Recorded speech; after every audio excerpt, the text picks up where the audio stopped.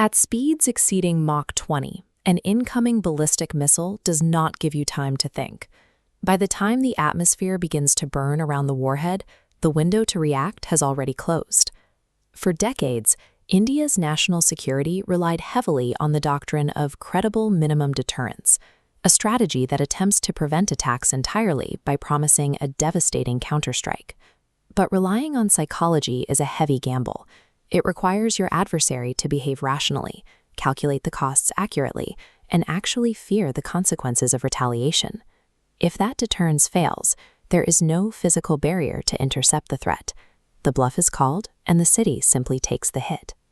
On June 10th and 11th, 2026, India's Defense Research and Development Organization, the DRDO, proved they could build that physical barrier. Over 3 consecutive trials, they launched interceptors that successfully tracked and destroyed simulated intermediate-range ballistic missiles, striking from 2,000 to 5,000 kilometers away. Simultaneously, the maiden flight of the naval anti-ship missile medium range proved that this protective dome now extends well beyond the coastline. Hitting a high-speed target mid-flight requires immense computational power and precise engineering. Securing these intercepts officially elevates India into a narrow tier of military powers, alongside the US, Russia, China, and Israel.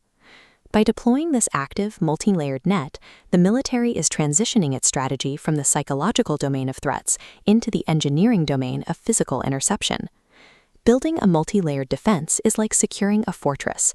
You establish an outer wall, an inner fence, and station elite guards inside to handle whatever breaches the perimeter. If an adversary launches a weapon from 5,000 kilometers away, the system must recognize the threat immediately to have any chance of stopping it. The first point of contact is a chain of early warning radars.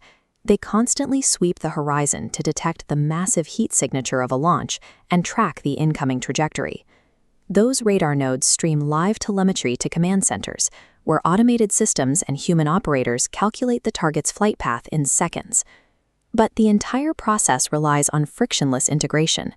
A millisecond of lag in sharing real-time data across the Army, Navy, and Air Force means the interceptor fires blind.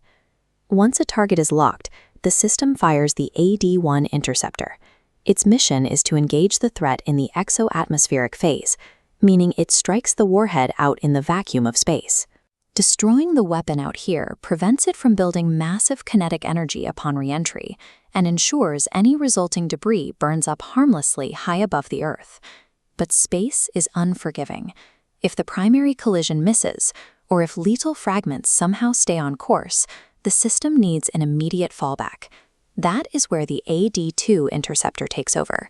It operates in the endoatmospheric phase, acting as a lower-altitude safety net to engage surviving threats inside the Earth's atmosphere. This requires perfect chronological execution. If the initial radar loses track, or the first stage fails to communicate a miss, the second stage is entirely useless. Even a flawlessly engineered system has a hard mathematical ceiling.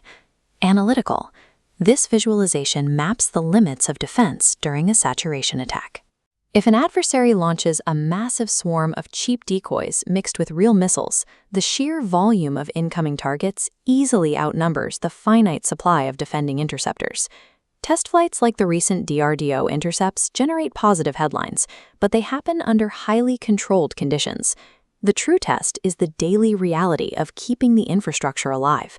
Sustaining this hardware requires decades of unglamorous maintenance, continuous software upgrades, and massive budgets that competing political factions will always want to cut. A highly advanced technological shield on paper is ultimately only as durable as the human discipline and economic endurance required to keep it powered on. A functional multi-layered shield alters how neighboring states calculate the success of a potential first strike. When rivals realize their current arsenals can be blocked, they are financially and strategically incentivized to develop faster hypersonic glide vehicles or complex countermeasures just to pierce the new net. This forces national leaders into a severe budget trade-off. They have to decide how much capital to sink into an escalating technology race versus funding broader diplomatic strategies. In a genuine crisis, a decision-maker has to ask, do you prioritize the rapid deployment of a defensive shield that might be overwhelmed, Or do you invest equally in de-escalation and offensive capabilities? We are left with a persistent cycle. As the shield grows more complex, the methods used to pierce it must become equally sophisticated to remain relevant.